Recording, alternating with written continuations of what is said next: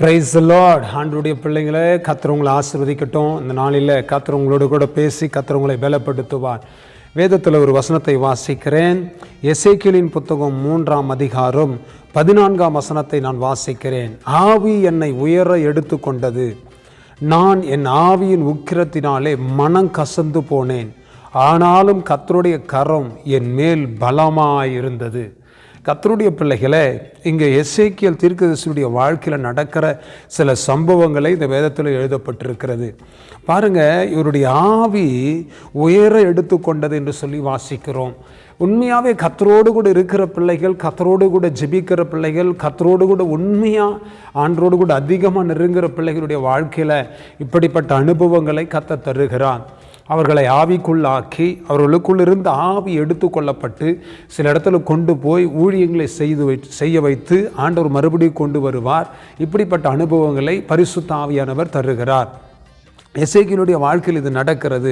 அந்த ஆவி அவருக்குள்ள இருந்து எடுத்துக்கொள்ளப்பட்டு உயர எடுத்துக்கொண்டது. நான் ஆவியின் உக்கிரத்தினாலே மனம் கசந்து போனேன். அந்த ஆவியில் அவன் எடுத்துக்கொள்ளப்பட்ட பிறகு இந்த எசேக்கியேல் தீர்க்கதரிசி நடக்கிற சம்பவங்களை எல்லாம் பார்த்து நடக்கிற காரியங்கள் எல்லாம் கர்த்தர் அந்த ஆவிக்குரிய மனுஷனுக்கு காண்பித்த பொழுது அவர் ரொம்ப கோபம் கொண்டு அவருடைய ஆவியில் மனம் கசந்து போனாராம். ஆம் தேவனுடைய பிள்ளைகளை, இயேசுசாமி கூட நிறைய இடத்துல அவர் மனம் கசந்து அழுகிறதை நாம் வாசிக்கிறோம். சில இடத்தை பார்த்து அவர் மனம் கசந்து அழுவார். ஆவியில் கலங்கினார் என்று வசனம் சொல்லுகிறது. அப்போ ஆவியில் இயேசுசாமி அப்படியே கலங்குவார். எருசலேம் நகரத்தை பார்த்து அவர் ஆவியில் கலங்கினார். சில ஜனங்களெல்லாம் பார்த்து அவர் ஆவியில் கலங்கினார். ஒரு ஆவிக்குரிய மனுஷன் ஆவியில் ஒரு கலக்கம் உள்ளவனா நடக்கணும், யோசிக்கணும், சிந்திக்கணும். நம்ம தேசத்தில் நடக்கிற சம்பவத்தை பார்த்து ஆவியில் கலங்கணும். என் தேசம் இப்படி இருக்கிறதே என்று சொல்லி புலம்பணும். அதுதான் கர்த்தர் வைத்திருக்கிற ஒரு ஆசீர்வாதம். அப்போ பாருங்கள், இவர் ஆவியில் மனம் கசந்து போனார், ஆனாலும் கர்த்தருடைய கரம் என்மேல் பலமாக இருந்தது.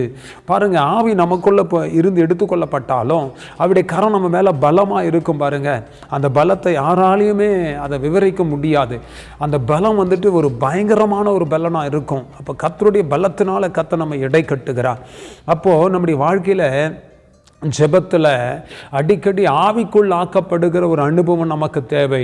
இந்த மாதிரி நிறைய முறை நான் ஆண்டவருடைய சமூகத்தில் அனுபவப்பட்டிருக்கிறேன். ஒரு முறை ஒரு சம்பவம் நடந்ததுங்க. நான் ஜெபம் பண்ணிகிட்ருக்கிறேன், மறக்க முடியாத ஒரு சம்பவம்.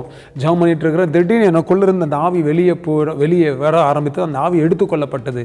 எங்கே போச்சுன்னு சொல்லிட்டு பார்த்தீங்கன்னா, எனக்கு அந்த ஆவி கொண்டு போய் ஒரு விக்கிர கோட்டை என்னை வச்சு அந்த விக்கிர கோட்டைக்கு மேலே நின்று ஜெபிக்க சொன்னது. அந்த ஆவியில் நிறைந்து நான் ஜெபிக்கும் பொழுது அது ஒரு பெரிய ஸ்டோரி, அது சொல்லுவதற்கு நேரம் இல்லை. ஆனால் என் ஆவி அங்கே போய் அந்த இடத்துல நான் ஜெபிச்சு முடிச்சுட்டு வந்துட்டேன். ஆனால் சில வருஷத்துக்கு பிறகு பாருங்கள், அந்த ஆவிக்குள்ளே போன அதே டெம்பிள் இப்போ பார்த்தீங்கன்னா இடித்து தரைமட்டமாக்கப்பட்டதாய் காணப்பட்டது. இன்றைக்கி அந்த டெம்பிள் இல்லைங்க. அந்த டெம்பிளை கர்த்தர் உடைச்சி போட்டார், அது இல்லாமல் போயிடுச்சு. அப்போ சில நேரத்தில் நம்ம ஆவிக்குள்ளே கொண்டு போய் கர்த்தர் கிரியை செய்வார்.